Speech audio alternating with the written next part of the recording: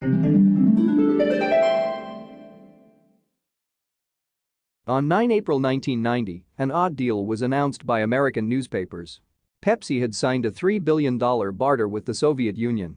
In exchange for Pepsi concentrate, the company will get 10 Soviet ships. This was not the first time Pepsi had sold soft drinks for a flotilla in exchange. The company also received warships the preceding year. The situation, a soft drink company momentarily controlling a relatively large navy, was the unusual outcome of an unusual situation. A communist government buying from the country it considered its greatest competitor. This all began with a special cultural exchange. The USSR organized an exhibition in New York in the summer of 1959 and reciprocated by the US.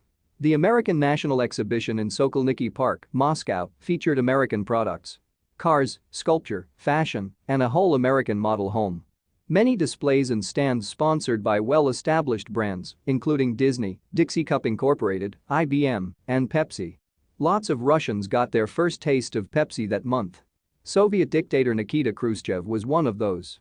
On 24 July, the exhibition was displayed by Richard Nixon to Khrushchev. It turned into the scene of the notorious kitchen debate.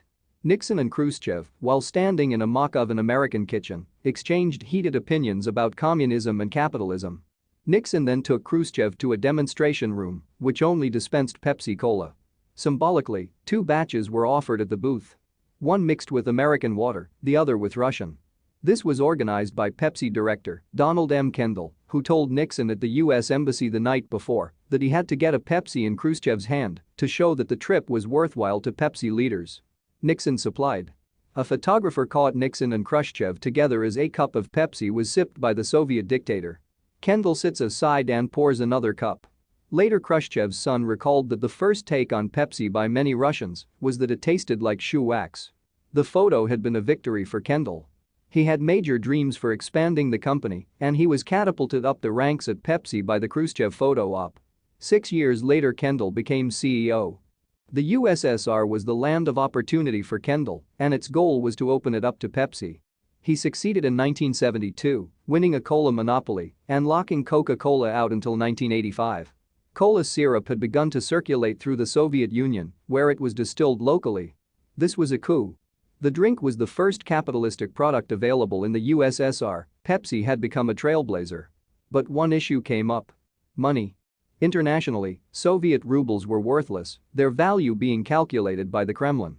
Soviet law also forbade bringing the currency abroad. The USSR and Pepsi then resorted to bartering. Pepsi received Stolichnaya vodka in exchange for cola. In the late 1980s, Russians consumed about 1 billion Pepsi servings a year. Pepsi broadcast the first paid advertisements on local television in 1988, starring Michael Jackson. The bartering did work well. Stolichnaya was also popular in the US. However, an American embargo in reaction to the Soviet-Afghan War suggested Pepsi that they need to deal in something else. In the spring of 1989, Pepsi reached a historic contract with the Soviet Union. Pepsi was the middleman of 17 old submarines and 3 warships, including a frigate, a cruiser, and a destroyer, sold for scrap by the corporation.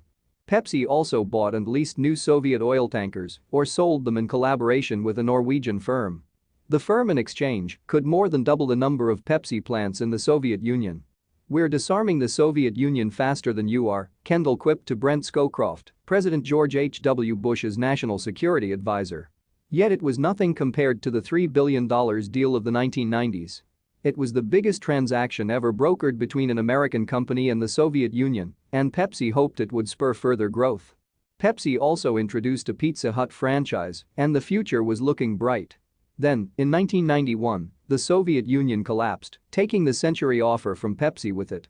Ultimately, all become complicated by redrawn borders, inflation, and privatization. Their long balancing act turned into a scramble to protect their properties. The partially constructed ships of Pepsi were stranded in the newly independent Ukraine, which required a revenue break.